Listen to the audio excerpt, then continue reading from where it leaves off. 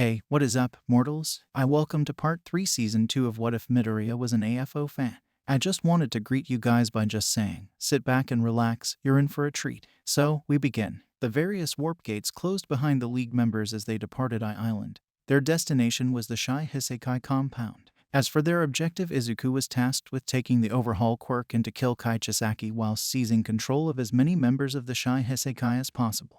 The rest of the League were tasked with support and the extraction of the young child known as Eri. All for One slowly wandered the quiet halls, humming to himself as he passed the occasional Namu or security drone. The door to Izuku's lab opened as he approached. All for One sat at Izuku's laptop typing in the password and plugging in a flash drive. Behind him a machine hummed to life. Walking toward it, he placed his glowing palm onto its exterior. Returning to the laptop, All for One began typing in lines of code before leaving the room as the laptop and device behind it began an automated function. Entering his own lab, All for One pressed a finger onto his keyboard and sat with his helmet on as he looked towards the various screens. Then it happened. Alarms roared out, and with a press of a single key, the cameras on the tower's exterior that Izuku had set up focused on an incoming fleet of both ships and aircraft, and stood proudly on one of the aircraft was the hero Stars and Stripes. Took them long enough. Namu, delay our guests. As for these boats, well, time to wipe them out with Izuku's latest Alpha Namu. All for One laughed from inside his helmet as he pressed down on two keys on the keyboard and watched in sinister delight as two prompts appeared on screen. Air hangar opening, subaquatic hangar opening. From the air hangar, legions of winged high-end Namu took flight, making an immediate charge against the incoming aerial attack. Meanwhile, the subaquatic hangar slowly opened out to the open sea. From it, several high-end Namu designed for marine underwater assaults poured from it. Behind them, however, a massive pair of vicious yellow eyes grew wide behind them. The screen before All for One lit up. Subject: Jormungandr deployed. Tsunami defenses activated. Island position lock engaged. The various jets and Stars and Stripes Air Force began to shoot down wave after wave of the high-end Namu. A few jets would get overwhelmed, but the heroes inside would auto-eject to safety. Or so they thought. The various heroes aboard the boats were fighting back the Aqua Namu before a massive wave crashed against them. Every boat read a massive blip on their sonar before 12 of the 100-strong fleet of boats were quickly crunched inside the massive toothy jaws of a humongous Namu the size of which the world had never seen. Its serpent-like appearance was akin to that of a terrifying sea monster, but its exposed brain and eyes were what marked it as a Namu. All for One laughed and clapped as Jormungandr dived beneath the waves again, taking another 8 ships with it as its tail smashed 5 of Stars and Stripes jets into balls of fire in the sky. Jormungandr was an Alpha Namu made by Izuku solely for one purpose: to dominate the waters around Island in the event of an attack from the sea. What it lacked in intellect it more than made up for in sheer endurance, strength, and size. This Namu was definitely worthy of its namesake. Stars and Stripes watched in horror as this beast tore apart the fleet of helpless ships below her. The heroes on board were nothing but ants to the colossal monster, and their quirks were next to useless against its hide. This forced her to open the hatch to the jet she was standing on, placing her hand on the hero piloting it. New order. Endeavor's quirk cannot be taken and will increase in power tenfold. She cried out before shutting the hatch over a confused Endeavor before she screamed out her second use of New Order, causing her 2 maximum rules to take effect. New Order. Stars and Stripes will gain twice the physical abilities as the being she points at in the next 5 seconds. Immediately, Stars and Stripes pointed at the Sea Leviathan Namu that tore apart every ship in its wake for 5 solid seconds until she felt an incredible strength surge through her body. Something stronger than she had ever felt before. Faster than a bullet. Stars and Stripes dove from the jet and slammed her fist into the jaw of the beast, pushing it deep underwater, saving the remaining boats from its terrible jaws. With twice the physical abilities as the Alpha Namu, Stars and Stripes had managed to dislocate Jormungandr's lower jaw. Furthermore, with its physical abilities, Stars and Stripes didn't need oxygen any longer. She was capable of breathing underwater and out of it. Jormungandr quickly regenerated its jaw back into place and began to drag Stars and Stripes deeper underwater as the two fought for victory. Being pushed to its very limit, Jormungandr activated one of its many quirks, causing nearby marine life to start attacking Stars and Stripes regardless of their size or strength, from the smallest krill to the largest of giant squid. Then its chest opened wide. The ribcage jutted out from the Namu as tendrils thrashed violently from the insides of the beast, slashing at Stars and Stripes. Not the ideal way she wanted to win, but she had tried hitting this thing everywhere else, even the brain, only for its regeneration to kick in, so Stars and Stripes swam quickly into the now open chest of Jormungandr, dodging her way past its barbed tendrils. Quickly she reached the monster's insides and delivered punch after punch to its insides, from its stomach up to its mouth, swimming out its open maw. Flesh exploded from Jormungandr with every punch until it floated limp in the waters, but after a few moments green streaks appeared along its serpentine body as it started to regenerate at an extremely slowed rate. Stars and Stripes growled at the Namu before she grabbed its body and pushed its remains deeper and deeper and deeper beneath the waters of Japan. Finally, she reached the depths she wanted. The Namu's body was showing signs of strain against the pressure. But thanks to her body being doubled the strength of Jormungandr, Stars and Stripes could withstand further. Unable to see in the darkness of the endless abyss of the ocean, she kept pushing this abomination until she began feeling the effects of the pressure. For good measure, Stars and Stripes gave it a kick to push it even deeper into the possible aquatic trench she had pushed the dreaded Alpha Namu into, where it would forever remain motionless as it would take damage from the pressure of the sea faster than it could heal. As this underwater battle was hard fought, Endeavor lead bombing run after bombing run over the defenses of Island, the high-tech American jet fighters proving more than a match for the Namu and anti-air turrets. But All for One was still nowhere to be seen. According to Night Eye, he had perfectly foreseen Stars and Stripes and Endeavor fighting against All for One at a highly damaged Island tower, so he can't have left. It was just a matter of drawing him out of whatever hole he was hiding in. The last of the high-end Namu had been repelled, allowing the jets and boats to come in and drop off the heroes that were serving alongside Stars and Stripes and Endeavor on this mission. As Stars and Stripes reached the surface and punched her way through the tsunami guard walls, giving the heroes a place to enter Island, a loud clapping could be heard from the door to the central tower. A wonderful performance, you two, truly it was. I haven't witnessed such conviction and determination in a hero in oh so long. Ha ha ha. But now is where the show must end, I'm afraid, no matter how you slice it. None of us are walking away from this the same as when it began. I must admit, Izuku will be disappointed that Jormungandr was crushed by the very waters it was meant to dominate. Still, there are plenty more Alpha Namu where that came from. All for One laughed beneath his black helmet as he was flanked by two more Namu that could be best described as abominations among monsters. To his left, a large wolf-like Namu with embers emitting from its dark body, its eyes glowing a rage-filled crimson, and to All for One's right stood tall, a feminine Namu that seemed in a constant state of necrosis. Her eyes lit up with an orange glow of power. Mid-roll, ExpressVPN. This video is sponsored by ExpressVPN. ExpressVPN allows you to change your IP address, making it harder to track and securing your privacy. In addition to providing safe passage through the web, you can also expand the reach of your favorite streaming services like Disney+. If you are from the United States, you won't be able to watch any of the MCU and Sony Spider-Man movies, but by switching your location to Japan, you can access them whenever you want. Check out the link in the description to get 3 extra months when you purchase the 12-month subscription plan that costs $99.99 a year. This deal is for a limited time. And thanks to ExpressVPN for sponsoring this video. Meet Tactic kills other pet project Namu, Fenrir and Hell. I'm sure you'd both love to get acquainted with them. As for me, I think I shall sit back and watch. Seeing these Alpha Namu in action never fails to entertain. Still, I feel like something is missing. Ah yes, now I remember. Snapping his fingers, television monitors dotted around the area activated, playing the death of All Might on loop in max volume. Hearing All for One steal All Might's phrase before having him killed caused Stars and Stripes to snap and lunge at All for One. Inches from All for One's mask, Stars and Stripes felt an almost skeletal hand wrap around her wrist, throwing her away from All for One.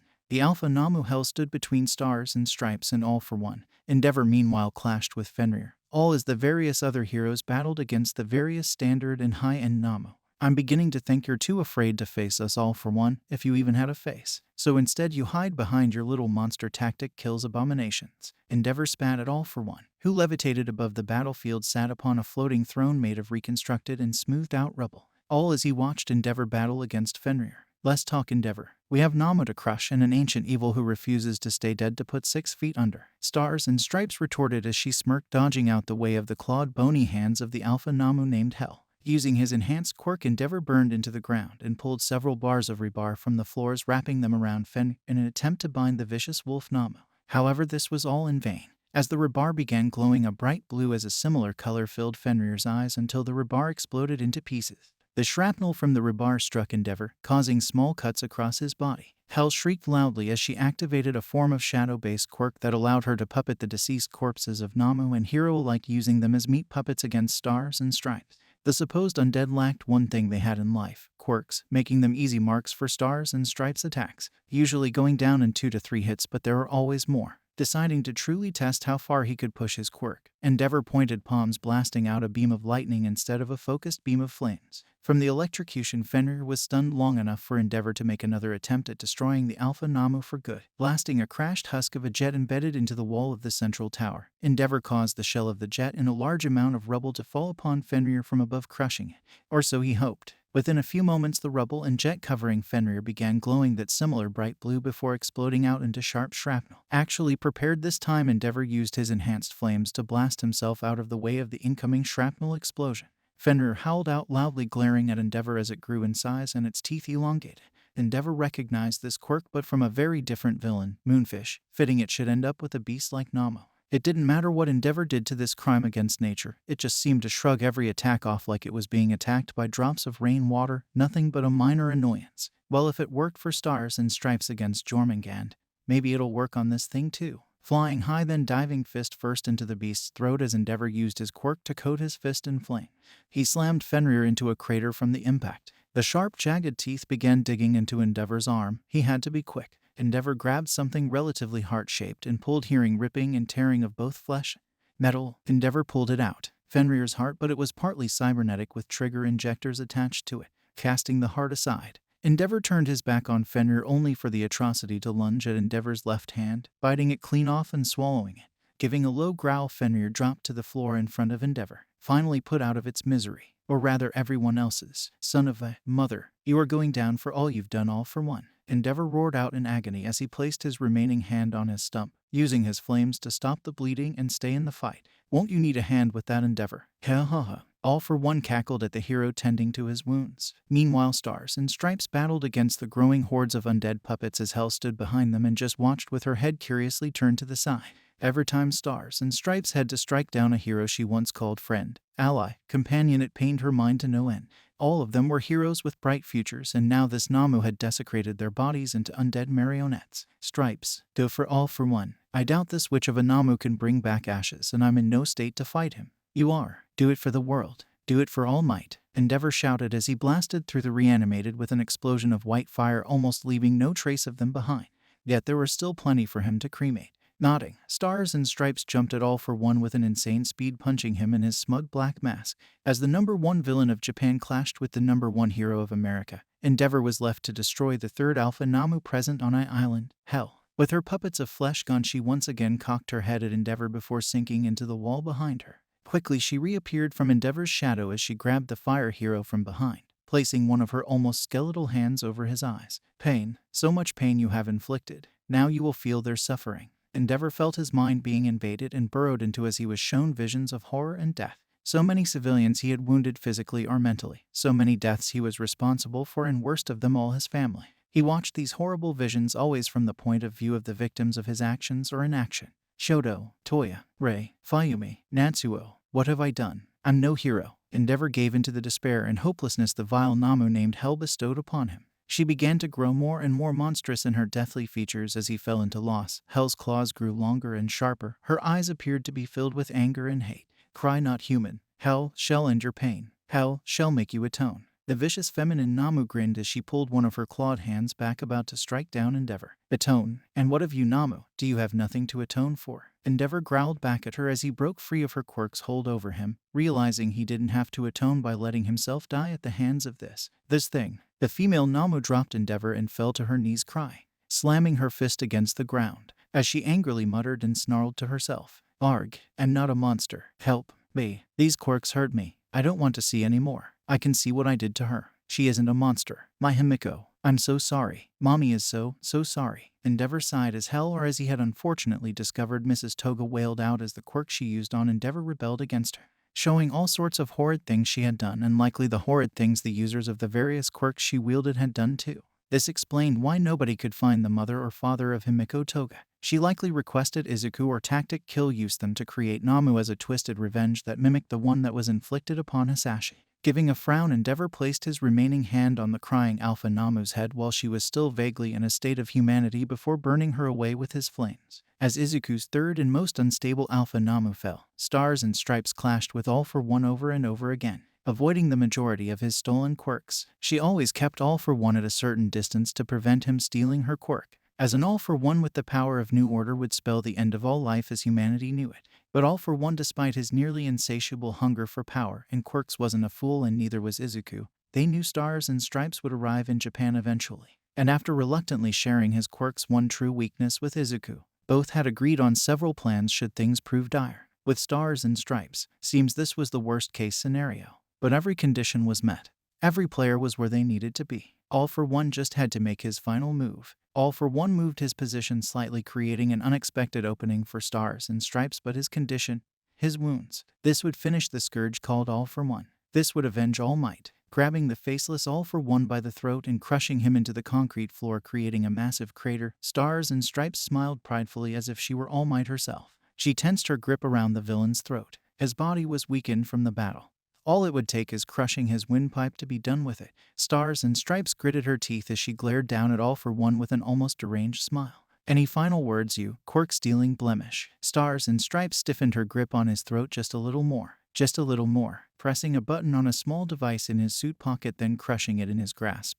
All for One smiled as his head fell back on the concrete. As a matter of fact, I do have some last words. Twice, take the shot. Crushing his throat. Stars and Stripes looked at the now deceased All for One, slightly confused. Twice take the shot. Why would she need to shoot something 2 times? Then it hit her both figuratively and literally. Kathleen Bate felt a sting in the back of her neck. After a gunshot rang out, she reached back, pulling something out of her neck. A red dart. Wait, she'd seen this in pictures in the meetings. Turning quickly, she saw Twice perched high on the tsunami guard walls with a sniper trained on her, waving, then proceeding to flip her off. Master, not like this, not Izuku, not Master. No, no, no. Rog, get her, kill her, kill her. She's quirkless forever now, so go kill her. Avenge your master, you ingrates, and avenge Izuku. An irate Tamura Shigaraki shrieked, pointing as the members of the league charged at the woman once known as Stars and Stripes, but without new order. She was just Kathleen Bate. All for One may have been dead, but he robbed her of her quirk without even touching her. Kathleen punched angrily against the chest of the dead villain, his face still sporting that smug grin of victory even in death.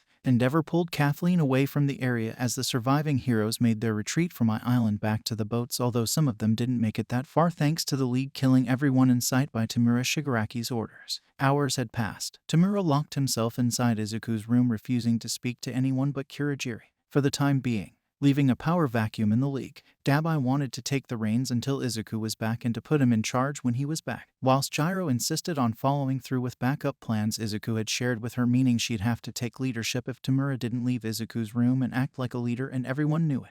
As for Eri, she was left under the capable care of Magni and Compress. The heroes had other matters to attend to. One, the various casualties, informing the media of All for One's death and tactic kills capture, the loss of Eri to the League of Villains, Stars and Stripes becoming quirkless, and then there was the whole other can of worms that was interrogating Izuku Shigaraki. Outro. Thank you all for indulging yourselves in all this information thus far. I hope you enjoyed it. Now, there are a few more things that I'd like to go over before the video ends. Firstly, I'd like to thank our patrons, VDFLAMES, Ethan Davis, Terry Chills, Shifter Mules, Adam Zagel, Zill, ExaVBeat3, and Joshua Phelps. Secondly, I'd also like to thank all of our YouTube members, Toy Acosta, Rob Thecking, Sithlord906, CF2364 and Knuckles, Rimu Tempest, Angel Juarez, Donald C. Stewart, Bryant Grier, and Demonized Fox. Thirdly, if you're in the mood for some great storytelling, We the Celestials has you covered. Are We the Celestials, My Hero Academia, and Naruto What If channels retell the story of their namesake anime with a twist. Check it out if you're interested. Fourthly, on behalf of We the Celestials, I'd like to thank everyone involved in today's excellent content production.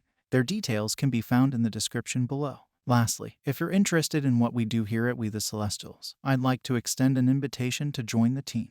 The only caveat is that we only accept members from 16 years old to join our crew. You can sign up for whichever category fulfills your interests by joining the recruitment Discord using the link in the description below. We're always looking for members to join us. Well, that's it from us for today's video. So thank you all for watching and have a great day.